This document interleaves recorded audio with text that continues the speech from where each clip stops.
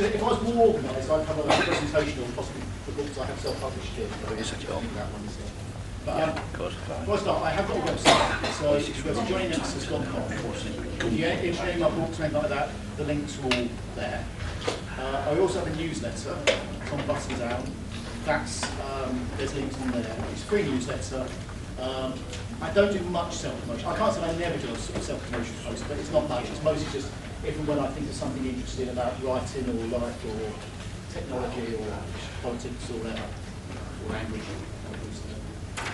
So, but I thought I'd start, I'd go through basically my writing history up to where I am now, and then maybe open up to questions about whether you're interested in writing, self-publishing, whatever. So, I've always been into writing. I mean, I used to write short stories when I was a kid.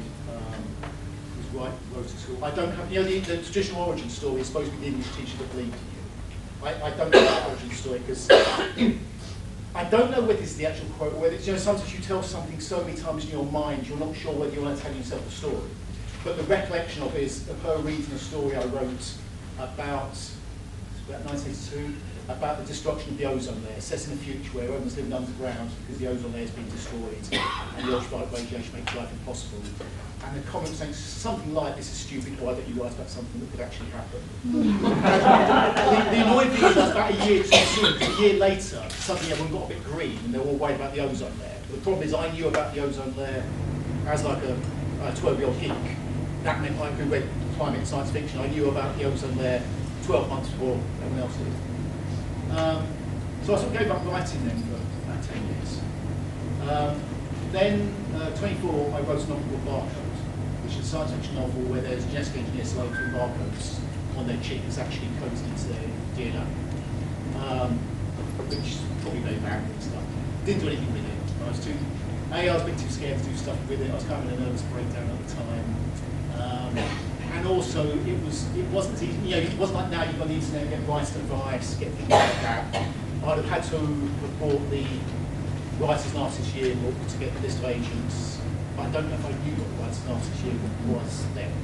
So, anyway, so I didn't do anything. Then, about 1998, I think, was my then boss, who was mad, genuinely mad. When people say, "Oh, my boss is very like mad." No, your boss is eccentric. My boss genuinely was mad. I mean, there's stories so bad, I've sometimes been scared to tell them in subsequent jobs, just to co-workers, for fear that merely telling the story might constitute sexual harassment. So I probably should tell them here. Possibly later on tonight, I can tell you the dog story. I can mention possibly, but not if it's being recorded. Anyway, he was very much into sort of like having his own. Part of his madness was rather than just going to an ISP, he wanted to be his own ISP.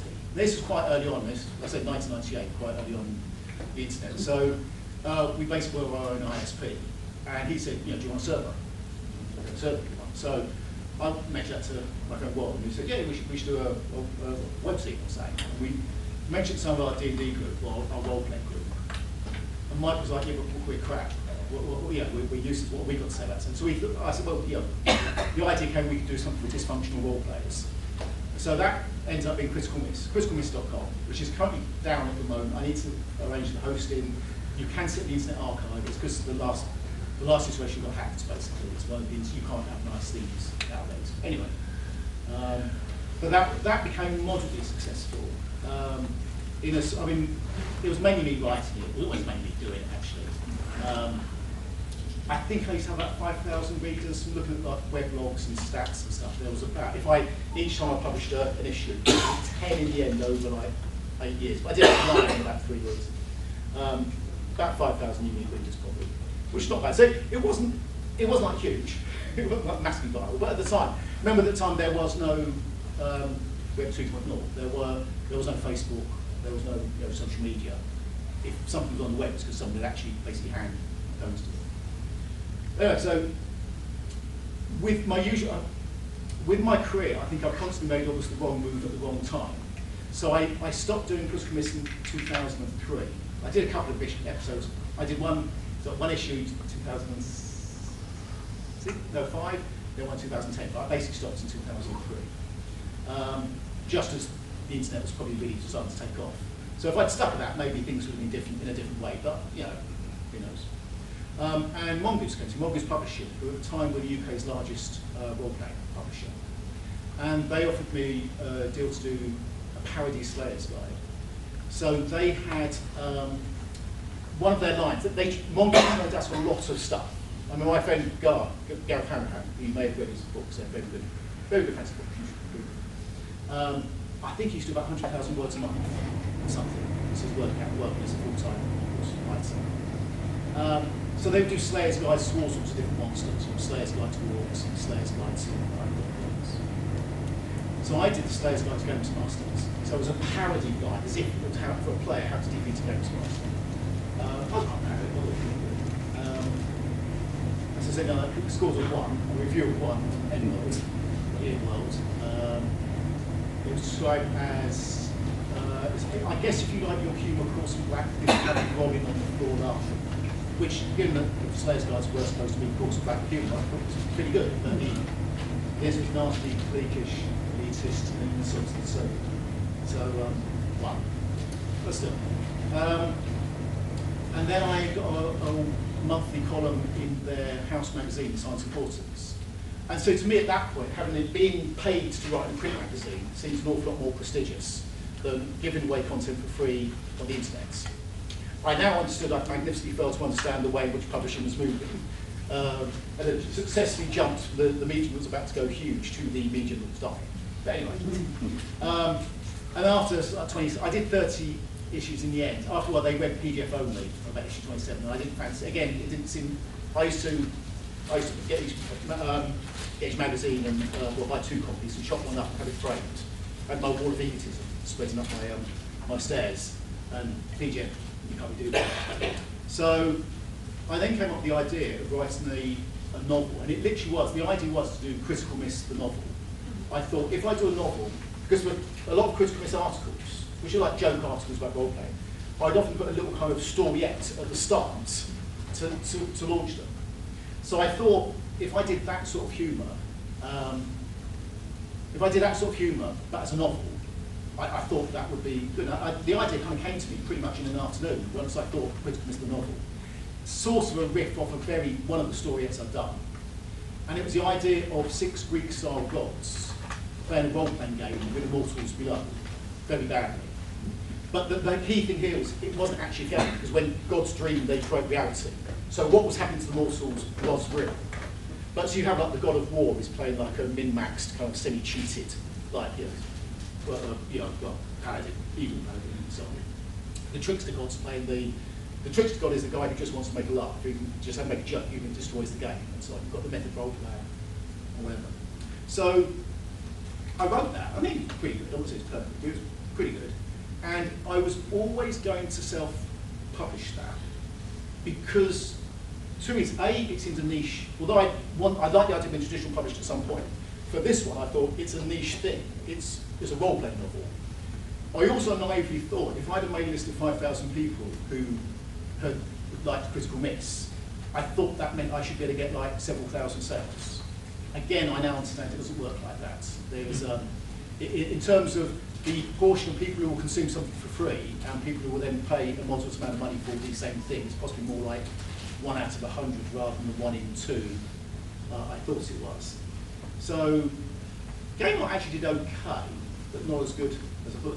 The other reason why I went self-publishing, at the time, again, doing everything the wrong way round, I got into self-publishing, I don't know what they say, but I think before self-publishing really became the thing. So this was 2007, so this is pre-Kindle. So there was no electronic, there was no ebook. I mean, I didn't launch an ebook because there weren't many ebooks then. It was purely dead tree when it launched. And I'd come from a role-playing background where role-playing, indie, was seen as good. So there was a whole indie role-playing movement where a lot of my friends went to publishing their own independent role-playing games. Like Rebel Hudson, it's a classic one.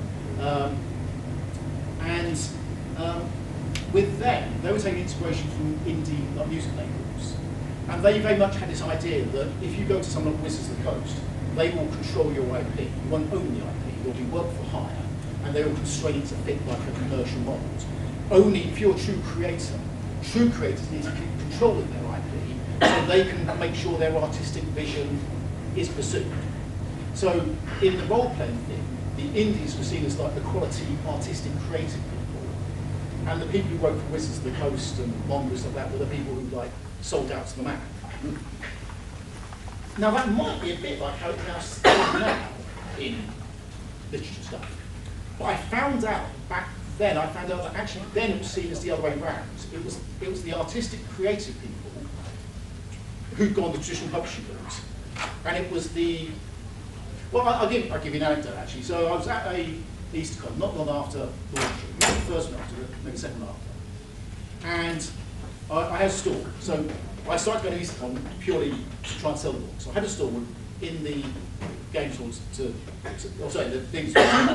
Now in role-playing, that was completely normal. In role-playing, it was completely normal for someone to independently publish a role-playing game and then hire a stall at a role-playing games convention and sell their book. There was literally zero stigma there. In actual fact, there was kudos. There was kudos that you hadn't sold out to the man.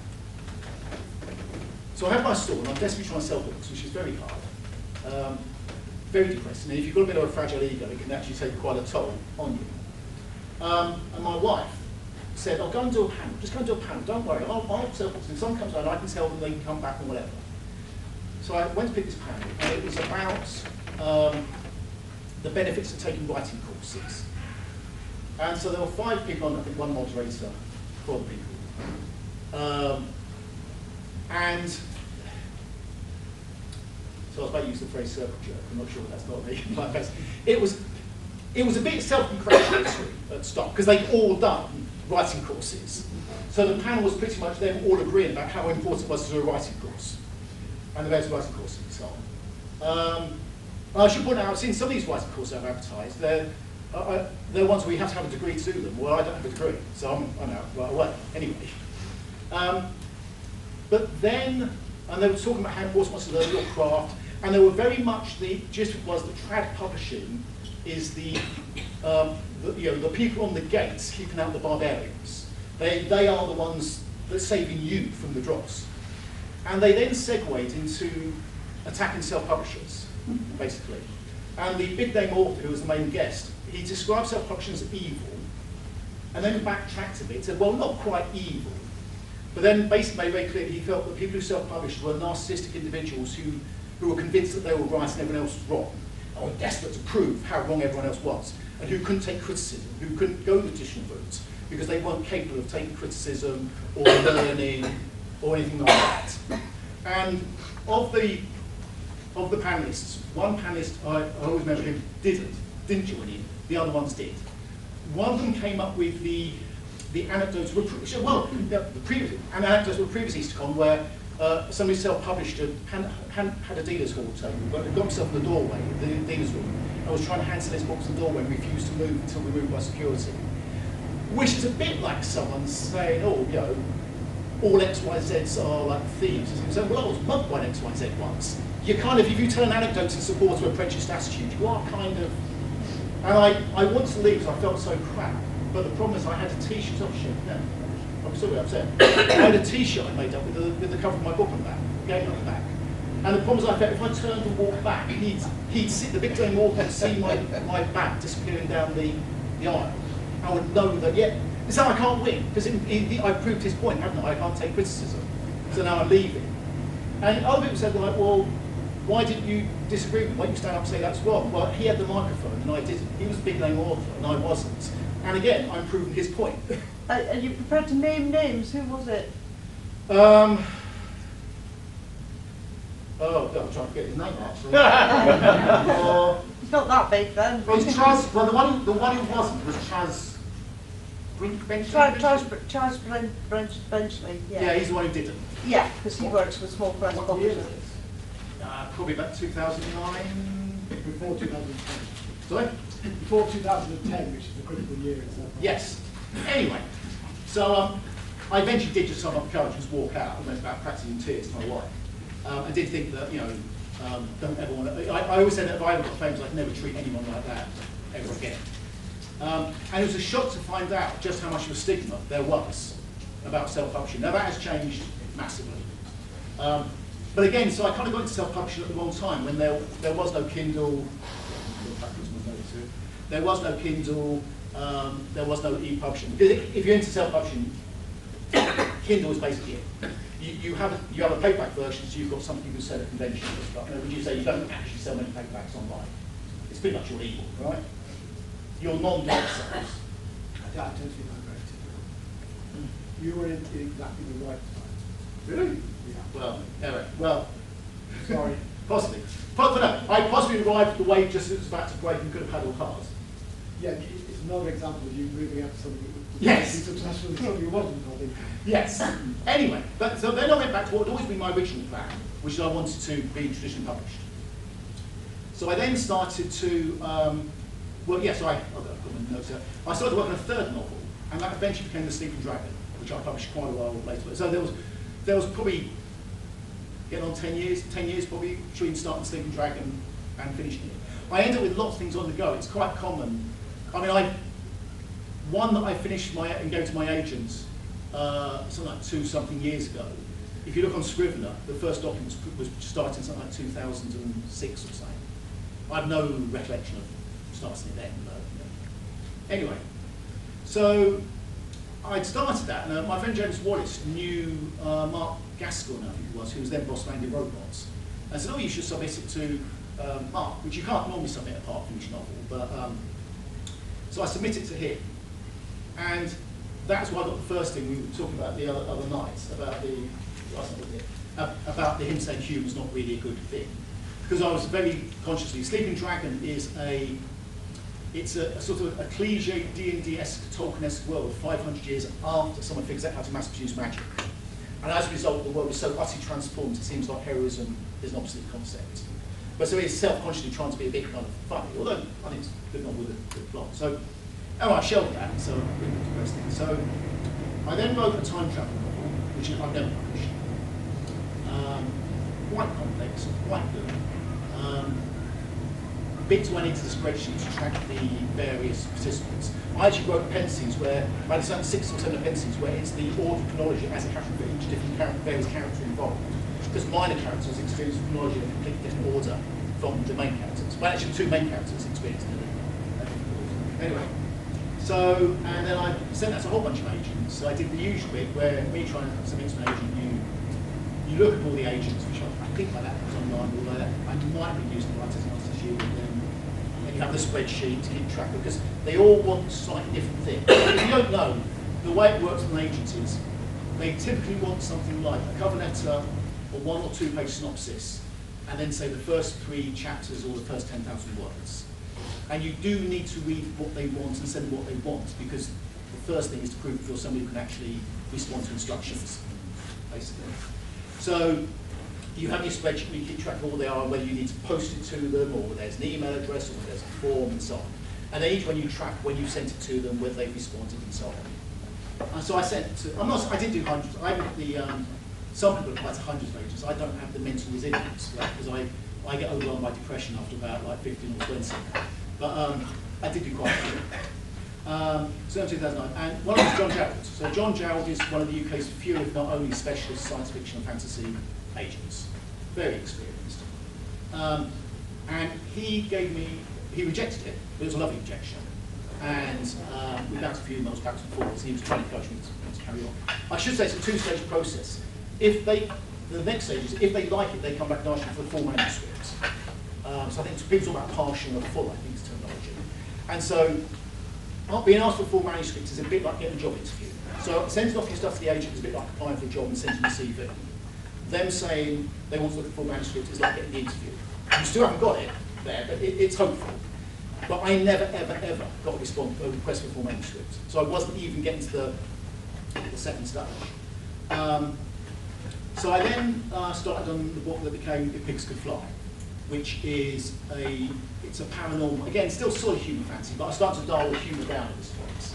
So it's a West London social worker who investigates his paranormal events with the aid of one of his clients and border collie who rents by the hour. And If Pigs Could Fly is about he gets involved in the case of a Yorkshire farmer, gets into one time period pigs. And so I wrote the first version of that between, I think, 2009 and 2011.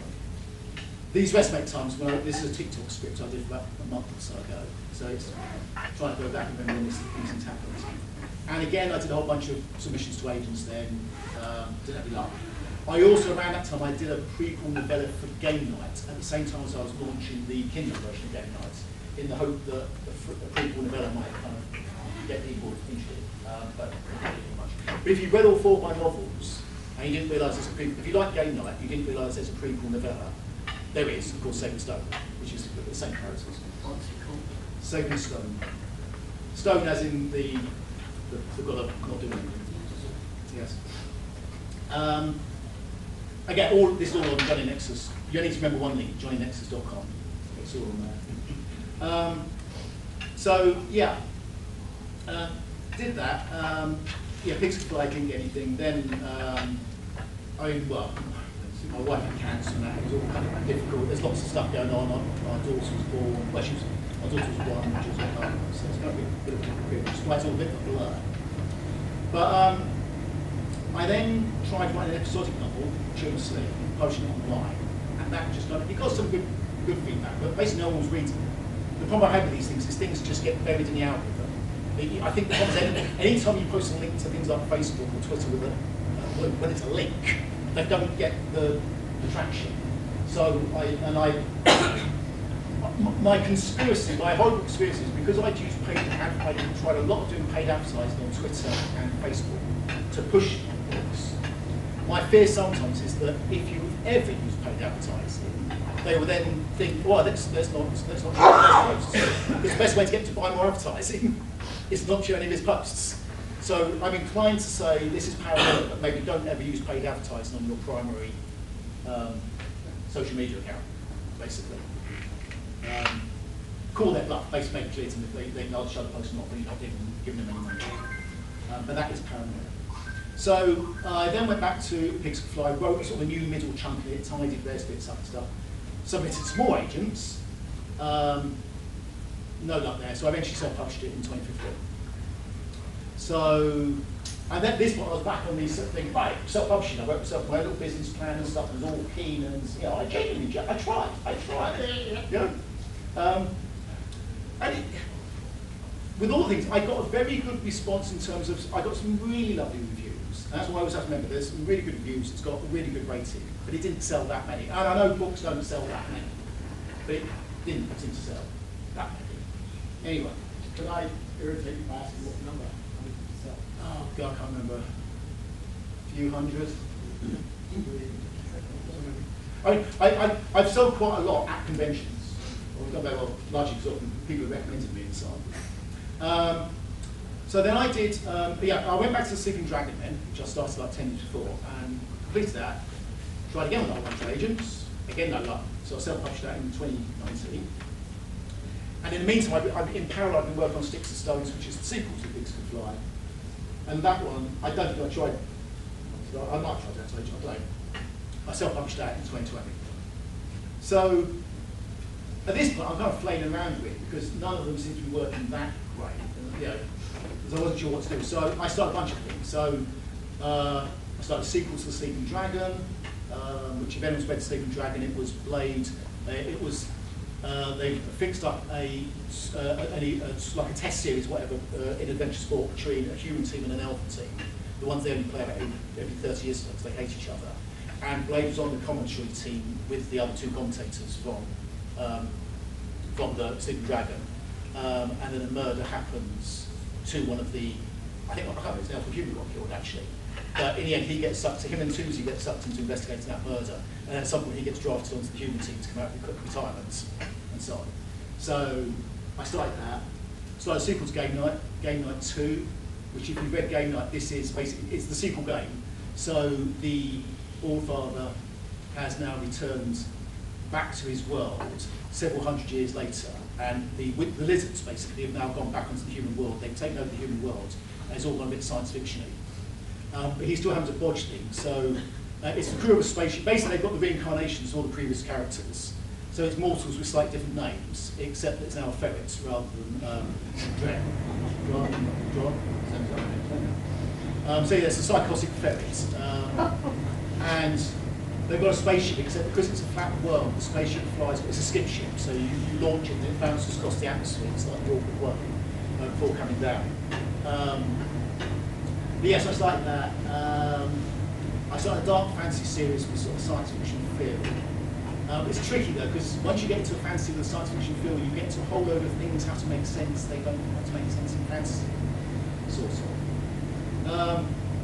So then back 2021, the middle of that, I decided to go back to my friend Gareth Hammerman. He got published. Gar wrote a novel, sent it to John Giles, and got signed up.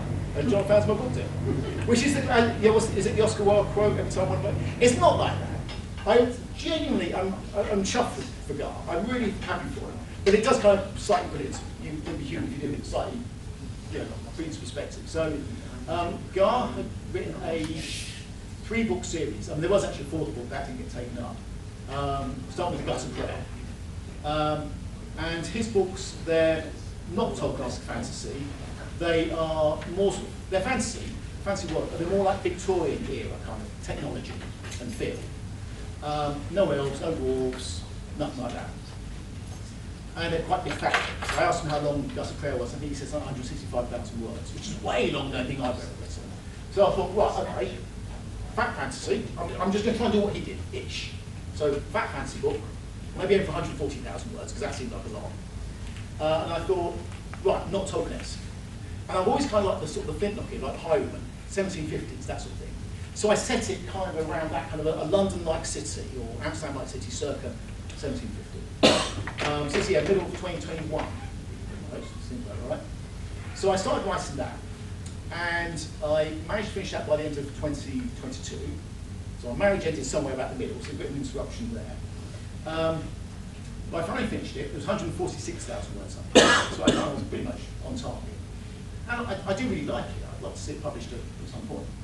But anyway, at that point I go back to start presenting, work out my list of agents and so on. And at that point I find out 2 things. First of all, that in the post-pandemic world, debut novels now have to be between 90,000 and 110,000 words long because printing costs have risen. And also, Tolkien's fantasy is now back in fashion. So Gar had started his 3rd trilogy, his 2nd trilogy was now coming out. 4th book, elves, dwarves, men in suits of armour with swords and stuff like that. So I could have cried a bit when I found that out. But I decided to submit it. So yeah, I've got here. So yeah, my score history at this point, it's been 29 years since I completed my first novel, and including that and the one I was querying, I'd completed 7 novels, 4 of which I self-published, plus a novella, with several other unpublished novels at various stages of completion. And I never got a request for a 4th. So I submitted to, I think it was Lord Bennett's at the Liverpool Literary Agency, because they take writers based in the north, you don't have to be a northerner. And it would be nice to have an agent that you could actually go and have lunch with. And she replied pretty much immediately to say, I mean, nothing like that, but basically too long, out of fashion genre. Fair enough, really. And I thought, before, every time I replied to John, I'd always left him kind of towards the end. Like, you don't ever want your dream job to be the first interview in a series, because you're always going to scrub the first interview. You want the first interview to be a practice one, something you don't actually want to work for. This one I thought, oh, so I just passed the job. I kind of, didn't have the energy at this point. And he got back to me, and this whole process took, I think it started in January and ended when I was at Easter in like April, March. So he got back to me. I think he might have said something like, he might have actually replied straight away, so I'll look at it, ping me if I don't. At some point he said, I don't get back to you in 2 weeks, so someone had to ping me. But he then came back and asked for full manuscript, which is like, I said, the first time, this is now like something like 13 years since I first started applying to agents. The first time I got full. So, sent the full manuscript, and again, obviously, the one, big things looking at. And then he went back and said, have you got anything else you've been working on? So I took emergency half day of work, my boss is a bit like that, and bashed out a 5,000 word email with about, because the problem is I had a whole trail of half-finished detritus behind me, sort of. Some of which, some of the books were like a paragraph of an idea, some I'd written like 30,000 words, some of which maybe had complete plot skeletons in Excel or whatever, a lot that didn't. So I was having to go back to things I might not have worked on for several years and try and remember what the hell it was I was writing. And eventually, with something like 12 or 13 or something separate fragments of novels that I could be working on. And in each case, I was saying what I had. And they asked me for details of 4. So I think one might be the dark fantasy thing, and one of which was Jonny Nexus, which is the episodic moon thing I tried to do before, which was fully plotted out. And he came back to say, could he have more details for Jonny Nexus? Oh, no, I gave him all 4. So I gave him up the 30,000 words I had of Jonny Nexus written aside. And then he came back saying, I really like Jonny Nexus. Could we meet at Eastercon? And this one I'm thinking, like, he's not going to say no now, is he? Sure, that'd be cruel. And what was really nice, John is a great guy, absolutely great guy. He found out when I was arriving at Eastercon, which was like, I say, like 3 p.m. or 2 p.m. or something Friday. And because he sees all his authors at Eastercon, you see, that's what he spends doing. He booked me in like an hour after I arrived, because he didn't want me to spend the whole of the convention worrying and waiting for this meeting with him. And then he pretty much, when we sat down, said, I'd like to offer you representation. We didn't faff around. So we could then spend the actual thing talk about. Anyway, so the decision then was to finish Jonny Nexus, which I did. I bashed out about, I think, about 60,000 words or something in about 2.5 months. Which it helped that A, I had the plot skeleton, and B, I had motivation. And then he submitted it in October, about 2 years ago now. Submitted to 11 publishers, of which 4 have said no and 7 have never got back to us. So I'm thinking it's not going to get taken up at this point. So I'm in a limbo at this point. I have an agent, but I'm not public. I have no publisher. In the meantime, so Jonny Nexus is what they say is standalone but with serious potential, which is what publishers apparently want. They don't want book 1 in the trilogy, because people don't want to read book 1 in the trilogy until book 3 are out. But so I then started work on the second book, which was slightly harder because book 1 is kind of standalone. Well, it leaves things open, but I didn't really crack it until book 1 is like a murder mystery. I didn't really crack plot book 2 until book 2 is more politics. It's more, I was trying to get a feel of like Down Below Station, it's that feel of like a real political war, kind of current events things, but in a particular place in the future. So I've got that, I've got a complete plot skeleton for that, and I did about 20,000 words. And at that point I thought, well, I've got enough. If someone actually did come in for Jonny Nexus and said, we want this, and then we want book 2 in a year's time, I'd be able to write it. But any more work, that's a waste of time, because if book 1 doesn't get taken up, then book 2 is a bit kind of pointless. So I then started working on a climate fiction thing, but that kind of grabbed hold. I tried a few different climate fiction things. Then I tried sort of alternate World War I fantasy type thing, which I've worked on. And I eventually ended up working on a kind of vaguely Western sort of inspired fantasy thing, as in Wild West sort of thing. Sort of like American, 19th century American kind of thing, but fantasy. With elves, magic and stuff.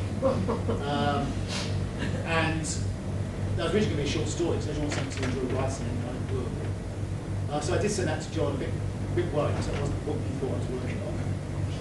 And we met at the last Eastercon, and he said he really liked it. Which you can't really, so that's basically what I'm now. I've been working on that this morning, yesterday. I'm nearly zeroing in on finishing that, aiming for about 90,000 words, so it's nice and short, hopefully, cost-wise. And yeah, and then we'll see. So that's kind of where I am now. So I've talked a lot now. Is there anybody questions? Vicky? Just out of interest, knowing that I first met you in the Dealers Religion as a Terry Pratchett convention. Oh, right, yes. I think that was game night I picked up on that. Yeah, yes. And I wondered, do you have a feel for which of the events you've been at was the closest match? This one. Oh, it's not even close. It's not even close. No, if I do go back, if at some point I give up and say, John, I'm sorry, John, it's just not working. I'm just going to self-publish now the 3 books I've got queued up. It might be the only one I'd want to go to is Discord. So I think the last Discord convention I went to, which was a few years ago now, I think I sold something like 127 books or something. All right, admittedly I had 4 books to sell then, so one person could buy 4 books. But I think the most I've ever sold at an EasterCon is like 24. And when you think that's over 4 days, so there might be a day where you sell 4 books. So it's quite depressing. You've got the Sunday, you've got 8 hours, and you sell 4 books. See, it's where me and David are different. Basically, I think the thing is you're much more psychologically resilient. You're like an optimistic, happy person. Would that be a fair thing to say? Either that, no. He's either an optimistic, happy person, who's more psychologically resilient than me, or it's all a shell, and one day they're going to carry him out screaming to be sections. Whereas with me, it's all leaking out, kind of. So, the difference between the two of us is our writing careers and attitude is quite explored. yes. We should really have a panel of the two of us are. So the thing is, the thing is, Discworld is I mean, I know they're having TV adaptation stuff up on Sky, but I don't think there's people going to Discworld conventions who are there because they're fans of the Sky adaptations. So it's basically a convention that's comprised entirely of people who are into reading books. That's the first thing. Whereas EasterCon, nothing wrong with it, has a much wider spectrum. There might be people they're into Star Trek, they're into Star Wars or whatever, They might read books, but it's not necessarily their primary thing. So, and then the other, of course, is that if you're writing kind of vaguely comic fantasy and stuff, there's a good fit there. But so, time and time again at an EasterCon, you might give something a pitch, and you go really engaged with it, you're almost there. It's like surfing where you don't quite make the wave, and the wave goes past you. Whereas with Discord, times people are like, oh, why not? And it's like you've caught the wave. And so, yes, I would highly recommend Discord, got the DWCon Discord convention as a place to serve.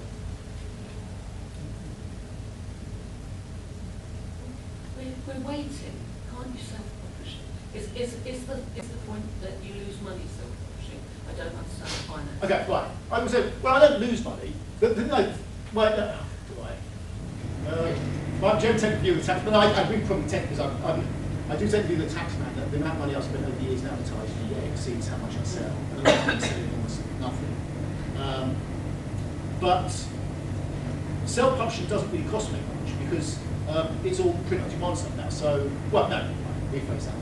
I would typically spend several £100 on editing. So, if I was to self-publish these novels, we're possibly talking maybe now getting to always £1,000 maybe to have them first structured into by amount of writing which is still available, and then copy edited. Because I think it's really important. But for me, I find it really important to edit stuff. The editors give you so much useful feedback because they're pointing out things you don't know. Like if there's a reference, I think everyone knows who that kid in El Dorado was, right?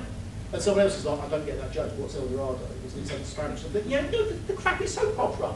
But the one in the 90s. You must know who that kid in El Dorado was. And no, they don't. So editors will save you so many things. So you've got that cost. Then you've got the cost of the cover, which I used to pay about No, I was $400. thinking ebooks. Well, you still need to do editing. The editing is the same. No, the editing, you haven't got a cover. Well, you need the thumbnail. Picture. Yeah. Covers. Yes, but then at that point, then there's no real cost because you then you upload your stuff. If you go via Amazon, you do both the Kindle Desktop Publishing, you do both the paperback and your ebook, and you basically upload. It's uploaded in a Word document or a couple of Word documents. It's uploaded in PDFs, and then you click go. But you won't necessarily make much money. For me, I'm trying to focus on one thing. I don't want people to see. I don't want to be undercutting John. John's trying to sell the book. I think I want to do one thing or the other. So, I mean, it has occurred to me at some point. I could say to John, look, is there any reason why I can't self-publish the not fancy one? Will that actually harm? Yeah, will it be harmful if you're trying to pitch one book to publishers whilst I'm simultaneously self-publishing a different book? If you self-publish a book and it does very well, the traditional publishers will try to take it off you because they want some of the money. Yes, but I don't think it will, because I don't know. But if it is being successful, why would you switch from self-publishing? because this is the whole thing about the quest for external validation. Yeah. Because so some of us, we had this whole thing yesterday. My ambition in life, so I'm never ever going to be a full-time author, ever. That's never going to happen. Even if I got a publisher now who was really successful, I'm still not going to be able to give up my day job as a business analyst with a Fortune 500 company because I don't want to be poor, basically. You know, I've got a daughter. You know, You might, she- you might do. And you only got to come. No, but I'm not- You're one idea away. No, but if you said, what if you got so successful you could earn £25,000 a year after tax? You know, yeah, well, that's a lot more than I can't. That's a lot less than I can't get. So I'm not going to get violent through university on that.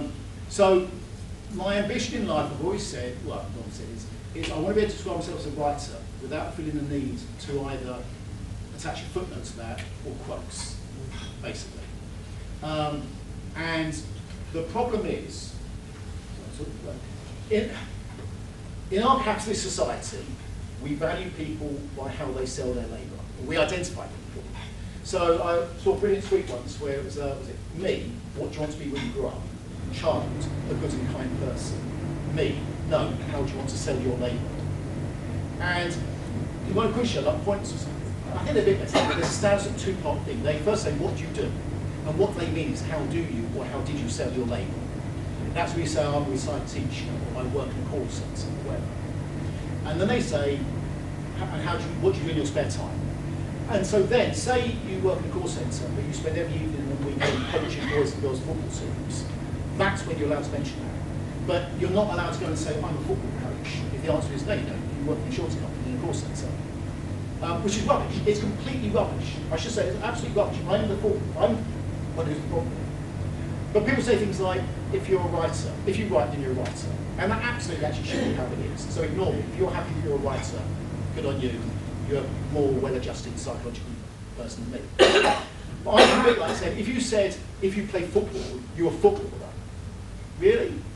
And the slightly dodgy way I put it is, if you get off with a girl on Saturday night, having told her you're a footballer, and then she finds you stacking shelves in Morrison's on a Monday morning, your explanation you play Sunday League football with your mates might not cut much mustard, because that's not what she said when you said, I'm a footballer. So, but authors traditionally have kind of carved themselves a cultural exemption, which is if you have a publishing contract with a proper recognised publisher, and then your book is in proper bookshops, you get to say you're a writer when you go on Pointless. Even if the actual truth is you actually work for an insurance company in a call centre. That's what pays your mortgage. And maybe your books were a nice bonus that pays you your holiday. And so I'm kind of trapped within this capitalistic society where I don't feel able to fully self-identify as a writer. Which you could say is really stupid given I'm actually here as a guest of honour. To be honest, that's what's so brilliant about being a guest of honour here. I'm not quite there to get the quotes away or removing the footnote. But this weekend, I have actually felt like I'm kind of maybe sort of a writer. But You've yes. read your books, so we think you're right. I would say that was my experience with the Yeah, we read good books. As a writer, not really bad. Yes. So You're on Amazon as a writer already, so... well, no, the problem. Okay, no, the problem is, see, people used to congratulate me. Imagine if I don't know, Michelangelo. I'm he's probably an orphan now or something. But say, assume Michelangelo's got a mum, yeah, and he's done the Sistine Chapel, and he brings his mum and says, "Look at that." She says, like, wow, that must be like 100 square yards. That's really impressive. It's like anyone can paint a ceiling. The cool thing about the Sistine Chapel is it's beautiful. It's art. So when people say like, oh, not everyone could write 100,000 words. No, when you say 100,000 words, a monkey and a keyboard could write 100,000 words. Yeah. So yes, it is true. If you write 100,000 words, you don't cheat and use AI, which is a clarification how to say. And if you then have the nous to format it up in an appropriate way and upload it to, through KTB and get onto Amazon Kindle, yes, you prove you're IT literate, you prove you've got a certain amount of, whatever. But it doesn't actually prove anything. It could be completely crap.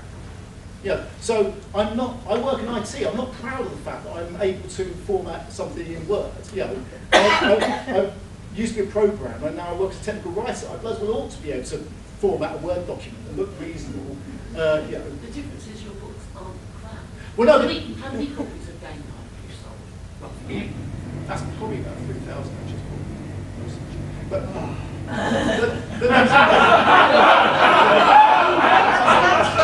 is this the point where you explode and get carried out by the enemy white suits? How is it possible, is it, say, no writer is on 3,000? Because a lot of of traditionally published books are 1,000. yes, So you but, are 3 times better than anybody else. all right. First of all, an awful lot of those were sold at 99p. It doesn't matter. They're not relevant. J.D. Taylor sold No, nearly zero. not the average. The average is seen in the Yeah. because of J.K. Rowling. Yes. Yeah. Yeah, Johnny, 1,000 books. I've had traditional publishers at Eastercon saying that if a book sells 4,000 copies, it's on the bestseller list. Yeah. Yeah, But so this was over many, many years. But no, that's Yeah, fine. but it's still, yeah. Don't do yourself down. You're a writer. Yeah, okay. By the same token as well, so our book Dark Folklore reached #1 in the Amazon charts for its genre, Yes. right? Which meant that it temporarily, for 1 week, took Stephen Fry off the top of that chart. We were very smug about that, but the only reason it did that is because the publisher sold it at 99p for that week. Yeah. It Yeah. still counts. But I think, but this is what I say. This is where it's I'm trying to think. I'm about to give a really bad analogy, maybe. You have I'm a vegan. You have a floor level of earnings, Yes. below which you believe you cannot say you are a writer. Yes. Because it's not providing you with the level of income that you wish to have. But no, so analogy time, yeah? I'm a vegan, yeah? Before I met my wife, I used to torture myself. The problem is, it's impossible to be 100.0% perfect as a vegan. You can't. It's like, to what extent do you accept the risk? By the way, I'm not talking about, oh, I sometimes eat eggs. I mean, to what extent do you accept the risk of cross-contamination? To what extent do you accept the risk that if you go to a restaurant which serves non-vegan food, they might make a mistake? To what extent do you accept if someone's assured you it's vegan, they might be mistaken? And I would torment myself over what was the moral, was I being good enough? Was I being too lax? And when I met my wife, the great thing there was she could just say, I mean, she's also vegan, but less paranoid than me. She could just say, no, you're good. You're good, you've asked them. They've assured you it's vegan, it's on them. Yeah. But I used to, when I was single, I used to envy people who had a similar dietary code, but as part of a religion, where the priest or rabbi or whatever, the imam could just say, these are the rules you have to follow, and as long as you follow these rules, you're good. Because I didn't have anyone to tell me, to let, you know, it was up to me. It was up to me to draw a line where I felt I was really moral. So, in a sense, if you are traditionally published, you need to sell books enough they don't dump you. But if they keep on asking for more books from you, then at that point, that's your external validation, if you saw me. I'm sure probably if I was traditionally published, I'd still be here saying, I still feel like I'm not a bestseller or whatever. I'd find a way to be worried and anxious about it. But with self-publishing, there is no one point. Yes, if you get lots of good reviews, or fairly good reviews, if you get quite a lot of people saying nice things, but there is no one externally defined threshold where you say, I have made it. It's up for you to decide that I think this is good enough for me to feel I've done it. And my problem is I'm not very good at that. The validation point is selling 1,000 books for me. Okay, fair enough. Right, okay, right. We have 10 minutes back. Right, the Oracle has spoken. Apparently, are there any questions about my psychological states? Yes. Slightly off to the side. Probably a good thing. Any creative does what they do because they have to. Yes. Not because they want to be told that they're good at it. That's an interesting one. Right, okay, that's a good. I mean, I do. At its core, I write because I You've got to enjoy. write for yourself. Yes and no. I think. Okay. The difference is. Because this is essential. Right. If I paint a picture, I can look at the picture and think that picture exists. That picture exists regardless of whether or not anyone's looking at it. But I kind of feel that a story only exists if it's read. The purpose of a story is to play words in someone's mind. And so I don't write for my own satisfaction. Well, I do love putting the words down on paper, but I love the idea that those words are playing in people's minds. If you sort of think, yeah. And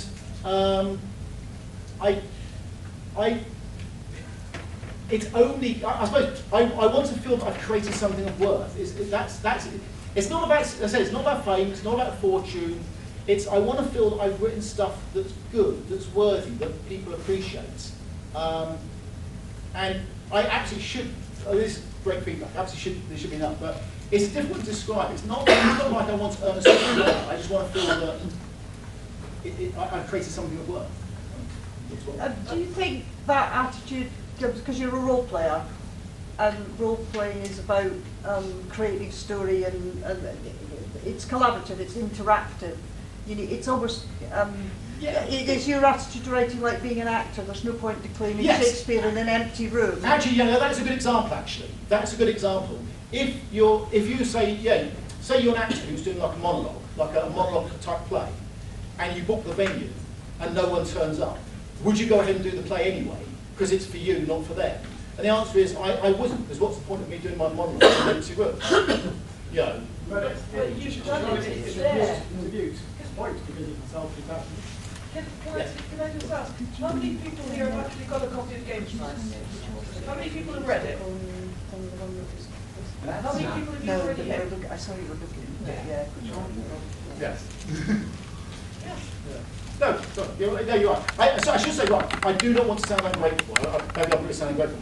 I am incredibly grateful to all the people who said good things in the past. Because as you can probably see, I'm possibly not the most psychologically adjusted person ever. So I would have given up, I think, if it wasn't for the lovely compliments, basically. So the reason why I have carried on, and why I am carrying on, is very much, it's partly just because I do, under it all, I just love writing. But a big chunk of it is all the stuff that people have said. And this will keep you going out for next year. So, maybe you should use it as part of your marketing brand. What? Well, no, you take yourself or something like that. We've got a few minutes. Any other questions? Have you ever thought of doing more writing for role-playing games and magazines and things, or? No, except that James Wallace actually, I can't really say what it's for, because this thing, James Wallace actually, funny enough, he even sent an email out on a few days ago. Was it Friday? I can't remember Friday. Was it Friday? A few days ago, anyway, about a project that I'd worked with. It never happened. I'd worked with him and a few other people at GAR. It's like 10, 12 years ago, now that's resonant. So that might come back. But no, the problem is, there's only so many hours in a day, and I find it very difficult to carve out time to write. It's been a continuing battle. Trying to find that time to write, in addition to being a dad, not a husband anymore, so that simplifies some things. But yes. One last question. No, it's a 5-minute warning. Oh, that's 5 minute warning. Right. One last question. Is she on On the subject of finding time. Yes. Oh, yeah, we discussed this. Yes. But We had a sort of pre-session and we we had had a the process. Yes. So it's easy to have the ideas in your head, and it's easy to have the ideas ferment in your head. But I personally, I find it impossible to go from here to there, to the end of my finger and onto the paper. How do you get over that barrier of turning the ideas that you've got and putting them down on paper in a respectful manner? There's no one way, but often you can put yourself, if you've got a vague idea, you put yourself in space. Like, for instance, with game night, it was me thinking of, I need to do criticalness of the novel. And that's why I then had the idea for the Gods role play. So in terms of plot, you might have a rough idea to see. You can work backwards like, you have come across Doylist and Watsonian analyses of things. If you say, like, why does Star Trek have, so Doyleism, Sir Arthur Conan Doyle, the author of Sherlock Holmes. Dr. Watson was the narrator. Sherlock Holmes. If you say, why does Star Trek have transporters? The Watsonian explanation is because the universe one is because it's safer and quicker to beam down to a planet than it is to use a shuttlecraft.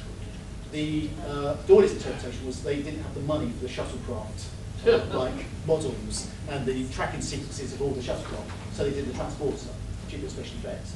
So you can sometimes look at it like that in terms of my people. I need to do a heist. What do I from an author want from a heist? I want it to be hard. I want it to be difficult. I want it to involve all of the like my 5 protagonists. Each one of them has to have a reason to be there. I don't want all of them to be there. So I don't want my hacker somewhere else. I need a reason why my hacker has to be actually with the team. So I want them together. And once you think of your Watsonian, your Doyle's reasons, and then you think of Watsonian reason for that. So okay, I know I want the hacker there because I don't want my narrative to be split. I don't want him to be or her to be in physical jeopardy. But what's my in-universe explanation? Well, maybe there's some sort of like computer that's not connected to the outside world, so they, he or she actually has to physically plug into it in order to do the hacking. And so once you start thinking more analytically like that, creating your parameters, give yourself barriers you have to get past, and that's kind of like somehow I get past from my initial. Wouldn't it be great if whatever? But and then it's much easier to write. It's much easier to write a scene if you actually know what's happening in the scene. I think with that done at this point, maybe. Thank you. JonnyNexus.com, and if you, I'd love it if some people sign up to my newsletter, which would be great. It's free. I'd like to thank all of the people in the room who know that he is a writer and author. Thank you, one person in the room who doesn't. It's Jonny Nexus.